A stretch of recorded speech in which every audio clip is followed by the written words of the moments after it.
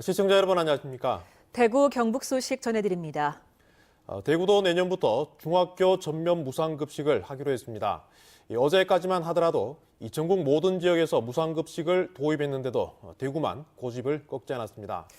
결국 대구시와 대구교육청이 시민사회 요구에 손을 들고 기존 방침을 바꾼 건데요.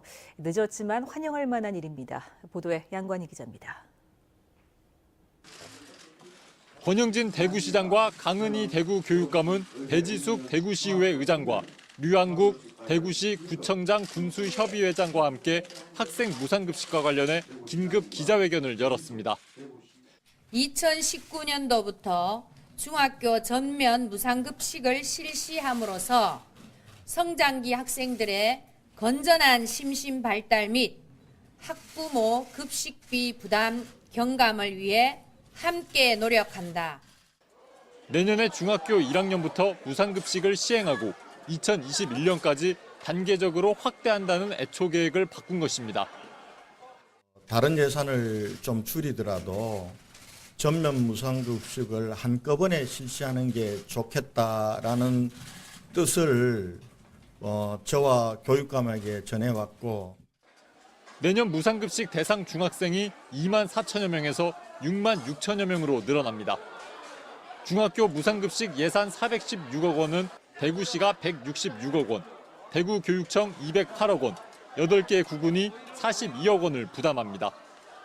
학부모들은 학생 한 명의 연간 급식비 61만 원을 아낄 수 있습니다. 무상급식 시행이 소비자 물가 인상을 억제하고 각 가정의 소득 증가 효과를 가져온다고 한국은행은 보고 있습니다.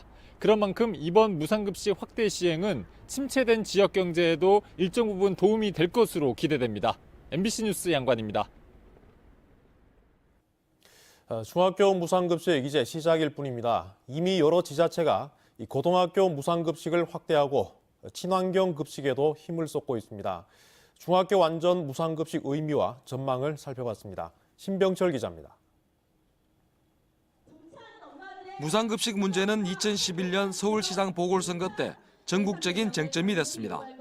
무상급식을 주장한 박원순 후보가 서울시장이 되면서 전국적으로 확대됩니다. 보수 색깔이 진한 대구에서는 도입이 어려웠습니다.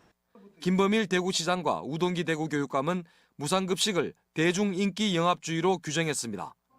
대구 지역 시민사회단체들은 무상급식 조례 주민 발의 운동까지 벌였지만 역부족이었습니다. 현재 대구 지역 학생 27만 2천여 명 가운데 무상급식을 받는 학생은 17만 2천여 명으로 63.5%로 전국 꼴찌입니다. 인천과 광주, 세종, 강원, 전북과 전남, 경남 등 7개 시도는 고등학교까지 무상급식을 하고 있습니다. 대구시와 대구교육청은 전국에서 유일하게 내년에도 중학교 완전 무상급식을 하지 않기로 했습니다. 시민사회단체들이 강하게 반발했고 여론의 역풍을 맞은 대구시와 대구교육청은 결국 마음을 바꿔먹었습니다. 비록 늦었지만 중학교 무상급식을 환영합니다. 오늘은 대구 시민의 힘으로 중학교 전면 무상급식을 내년부터 시행하게 되는 승리의 날이다. 늦은 감은 있지만 이제라도 무상급식에 대한 자세를 뜯어 고쳐야 한다는 목소리도 힘을 얻고 있습니다. 앞으로 대구시가 초등학교, 중학교, 고등학교까지 무상급식이 문제가 아니고 친환경 급식이 될 때까지 저희 정치하는 엄마들은 활동하려고 하거든요. 앞으로 고교 무상급식은 중학교 무상급식이 구군과 그리고 대구시 우리 교육청이 그 재원 마련을 충분히 하고 추후에 이 부분에 대한 논의가 필요할 것 같습니다. 내년 중학교 완전 무상급식 시행으로 그동안 대구 시민만 다른 지역이 받는 기본적인 혜택을 받지 못한다는 차별의 멍에에서 벗어나게 됐습니다. MBC 뉴스 신병철입니다. 중학교 무상급식 전면 시행을 촉구하는 대구시민행동은 중학교 전면 무상급식 도입은 시민의 힘으로 쟁취한 것이라며 환영했습니다. 시민행동은 학생 차별, 학부모 차별, 지역 차별을 해소하기 위해 고등학교 무상급식 계획과 급식질 개선도 요구했습니다. 더불어민주당 대구시당도 무상급식은 교육의 한 부분으로 공동체 가치를 배울 수 있다고 밝혔습니다. 정의당과 민주당, 대구시당은 중학교 무상급식은 전국 꼴찌로 출발하는 만큼 고등학교 무상급식과 무상교복 사업을 지금부터 준비할 것을 제안했습니다.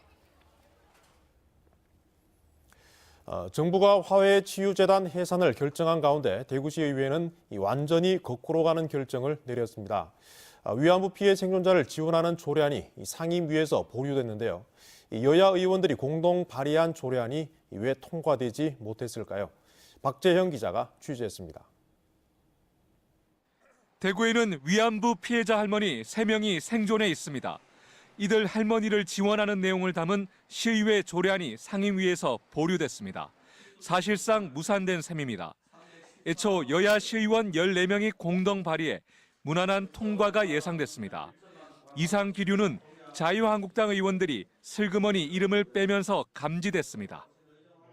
중앙당의 기재부와 벗어난다고 생각하는 것인지 아니면은 뭐 시당 차원의 오다가 있었던지 그래서 이 생각 없는 의원들은 거기에 동조하고 있는 듯 눈치를 보는 듯 이래 합니다. 생각이 듭니다. 결국 대구시의회 문화복지위원회는 조례 7조 기념사업 지원 조항이 상위법과 중복된다며 제동을 걸었습니다. 더불어민주당 의원이 제시한 수정안은 자유한국당 의원들 반대에 막혔습니다. 상위법이 다 있으면 우리 제정 하나도 안 해도 되지. 지방분권 지방자치하면서 그걸 좀 명확히 하는 게 우리 지방의회 아니나 이렇게 또 이야기를 했던 거죠. 일본군 위안부 문제를 화석화시키려는 그런 의도로밖에 보이지 않습니다. 사회적으로 우리 사회적인 교훈으로 삼고 그리고 활동하고 지원하는 데에는 전혀 관심을 가지지 않겠다라는 그런 의도로 보이고요. 대구시의회는 지난 2009년 전국에서 처음으로 위안부 문제 해결 촉구 결의안을 채택했습니다. 지난 10년 동안 서울과 경기, 경남 등지에선 관련 조례를 만들어 이미 시행하고 있지만 대구는 결국 생색내기에 그쳤다는 비판이 일고 있습니다. 위안부 피해자 할머니에게 뭐 하나 더 보태줘도 부족한 마당에 다른 자치단체는 이미 만들어 시행하는 지원 조례조차 대구시의회는 제동을 걸고 있습니다. MBC 뉴스 박재영입니다. 국공립 유치원을 늘려서 유아 교육의 질을 높이겠다는 것이 사립 유치원 사태를 맞은 정부의 해결책입니다. 유은혜 부총리 겸 교육부 장관도 오늘 대구에 와서 같은 이야기를 했는데 문제는 이게 간단치 않다는 겁니다.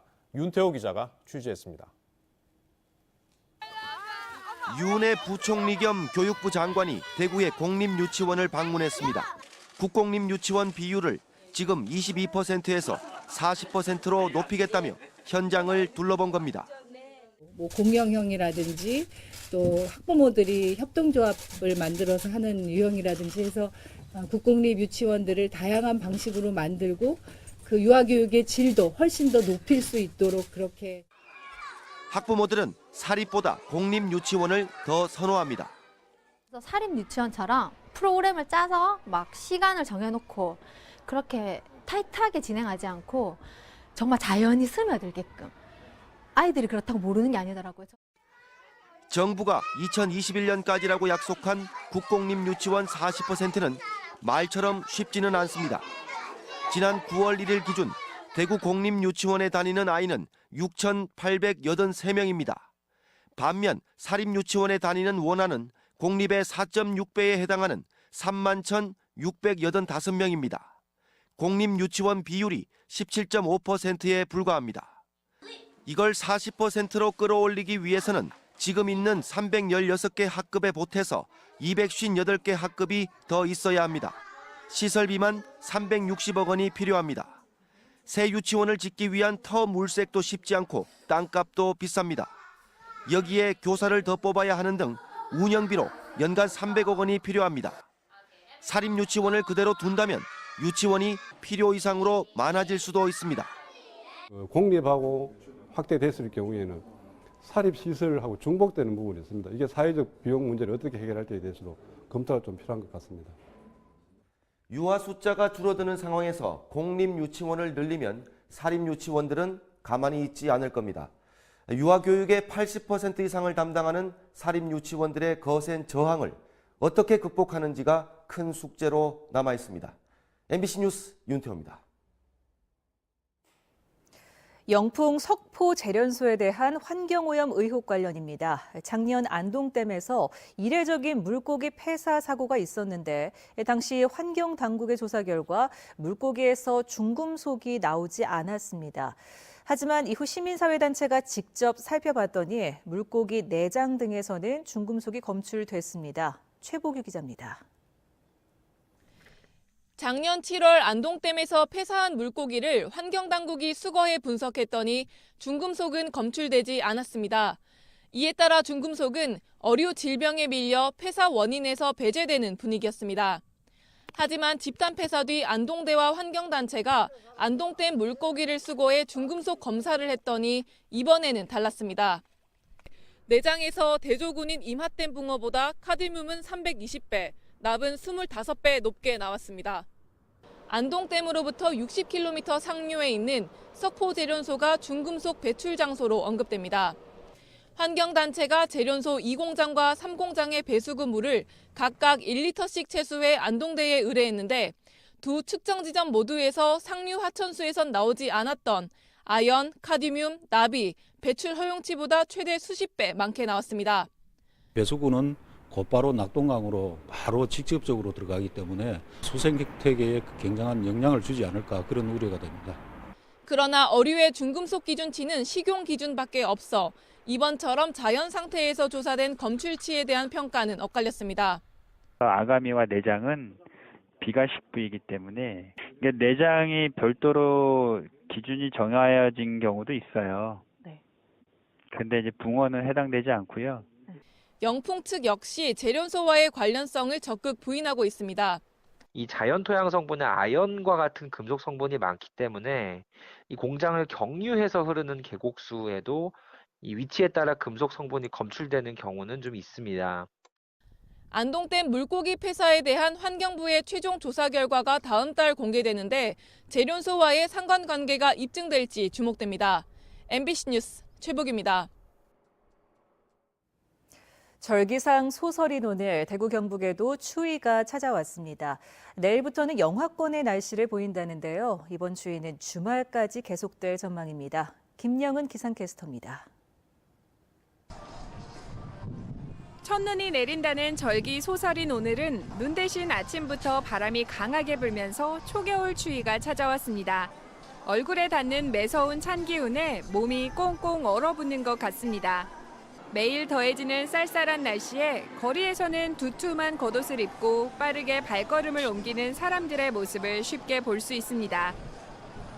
날이 너무 추워져가지고 저 광주에서 왔는데 대구가 더 추운 것 같아요. 경상도 따뜻하다 했는데 그래가지고 패딩을 입어도 추워요.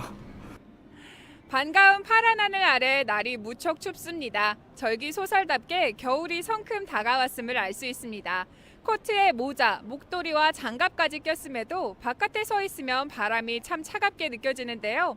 내일부터 주말까지 우리 지역 초겨울 날씨가 계속 이어지겠습니다. 금요일인 내일은 아침 최저 기온이 대구 영하 2도 등 대부분 지역이 영하권으로 출발하겠습니다. 낮 최고 기온은 대구 9도 등 종일 영상 10도를 밑돌겠고 바람이 강해 체감 온도는 더욱 낮겠습니다.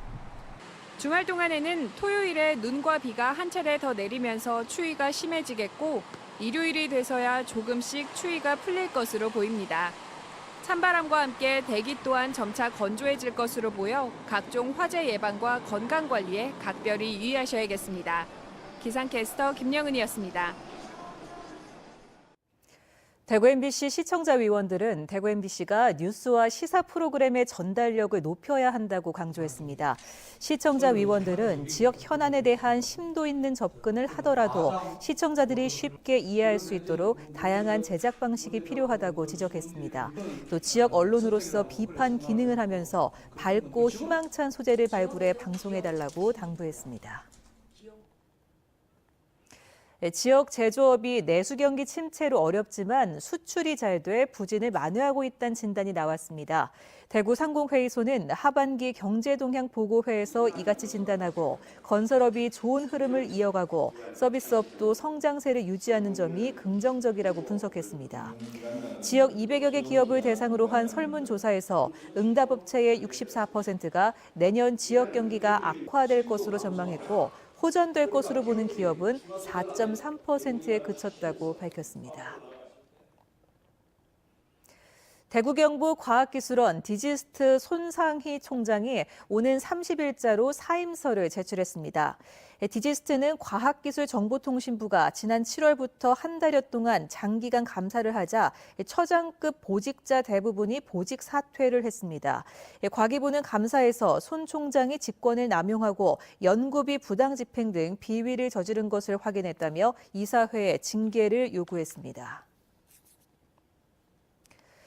지난 6.13 지방선거에서 공직선거법 위반 혐의로 고발된 고윤환 문경시장이 검찰 조사를 받았습니다. 대구지검 상주지청은 고윤환 문경시장이 공무원을 동원해 인터넷 SNS상의 시장 업적과 시정 홍보 등을 고의적으로 실행했는지 집중 조사하고 있습니다.